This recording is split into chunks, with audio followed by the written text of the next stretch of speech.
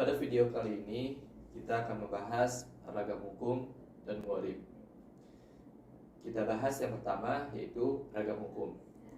Secara definisi, ragam hukum adalah beberapa tanda baca atau penulisan yang memiliki panduan membaca tersendiri. Atau di beberapa bab lain ada yang menamakannya dengan bab muskilat.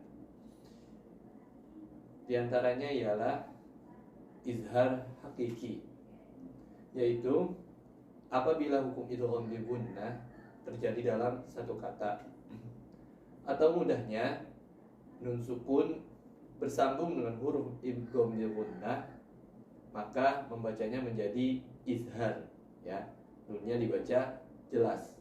Contohnya tinwanun, tinwanun. Seharusnya ketika nun sukun bertemu waw dibaca dengan dengung, kiwanun, ya, secara teori seperti itu. Tapi karena berada dalam satu kata, maka nunnya dibaca jelas, jadi kinwanun. Oke. Dan perlu diingat kembali, pada Quran standar Timur Tengah, ketika nun atau mimnya ada sukun, ya, maka nun atau mim tersebut harus dibaca jelas. Berikutnya ya saktah, ya. Tandanya adalah huruf sin di atas. Maksud dari saktah ini adalah berhentinya sejenak tanpa mengambil nafas, lalu melanjutkan bacaan selanjutnya. Contohnya waqila man raqa, ya, jadi berhenti sejenak lalu melanjutkan bacaannya. Kemudian farsh al-huruf, yaitu ketika huruf sin berada di atas atau di bawah shad, maka utamakan membaca dengan huruf yang paling atas. Contohnya dasṭa, ya, di situ ada shad, di atasnya ada sin. Karena ada huruf sin di atas shad, maka kita bacanya menggunakan huruf sin, menjadi basṭa. Oke, tidak lagi menggunakan shad. Selanjutnya sifar mustatil atau bulatan oval. Ketika ada tanda ini, maka jika waqaf atau berhenti, huruf di bawah bulatan dibaca. Tetapi jika wasal atau dibaca lanjut, maka huruf di bawah bulatan tidak dibaca. Bisa diperhatikan contoh pada gambar tersebut, ada bulatan oval di atas alif, ya, di kata ana. Oke, fokus di kata ananya. Ketika kita waqaf, maka membacanya wa innama ana. Oke. Tapi ketika kita baca sambung atau kita wasalkan, cara membacanya menjadi wa innama ana nadhir. Oke, sekali lagi. Wa innama ana nadhir. Oke, bisa dibedakan ketika wasal dan waqaf. Dan yang terakhir dari ragam hukum ada sifat mustadir atau bulatan sempurna, yaitu ketika waqaf maupun wasal, huruf di bawah bulatan tidak dibaca. Bisa diperhatikan pada contoh di samping, ada bulatan sempurna di atas waw, ya, waw yang dilingkari. Oke. Jadi dibacanya waulu, waulu.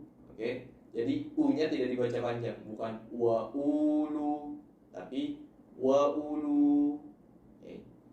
Dan pastikan peserta mampu membedakan kedua sifat tersebut atau kedua bulatan tersebut secara bentuk maupun fungsinya. Oke, sekarang kita masuk ke gharib.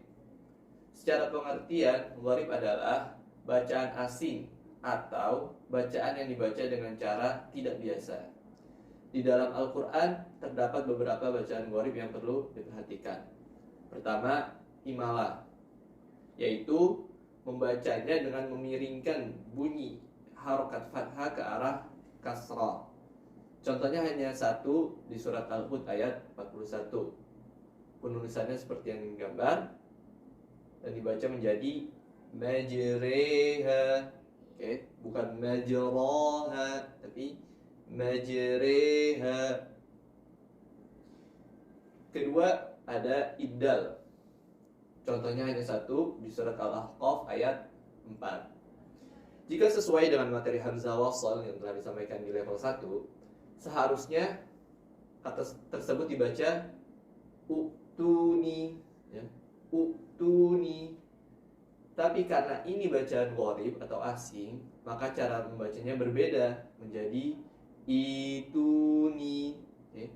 Hamzah wasalnya kita baca dengan harokat kasrah, dan hamzah sukunnya kita ubah menjadi ya sukun. Cara membaca ini hanya berlaku apabila memulai bacaannya dari kata ituni. Apabila bersambung dari bacaan sebelumnya, maka dibaca seperti semula, yaitu samawati tuni.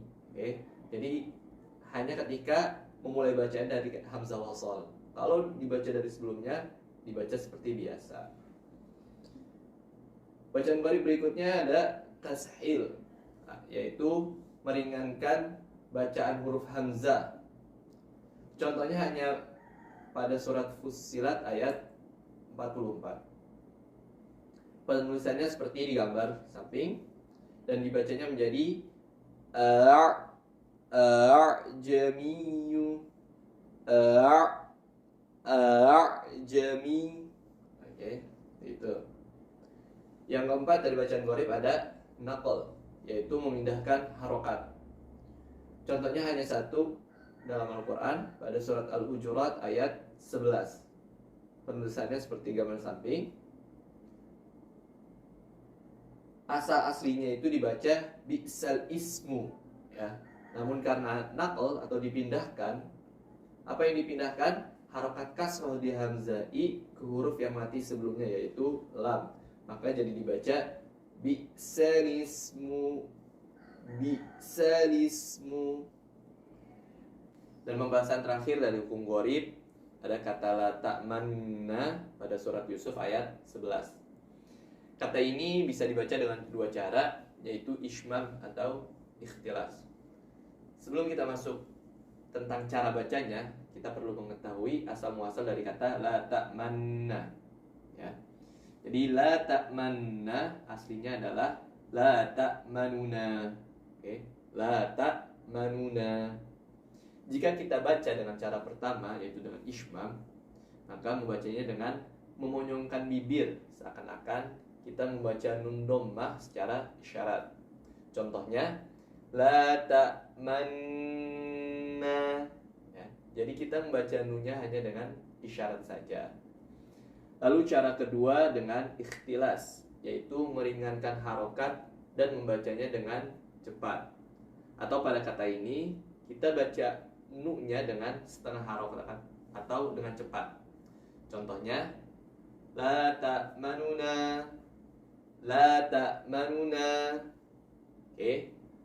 Baik, dan terakhir catatan untuk bab ini, pastikan peserta mengetahui ragam hukum dan gharib serta mengetahui cara membacanya. Terima kasih.